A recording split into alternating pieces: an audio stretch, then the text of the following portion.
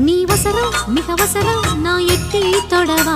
அடிக்கடியே இளங்குடியே நான் மடிமேல் விழவா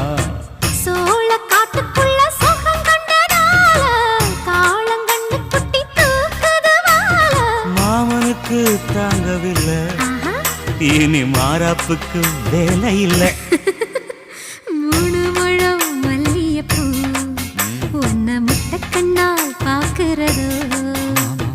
முட்டக்கண்ணு மல்லியப்பூ உன்னை முட்ட சொல்லி கூப்பிடுதோ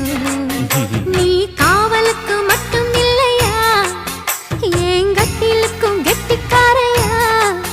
நான் சொடக்கெடுக்க சொல்லி தரையா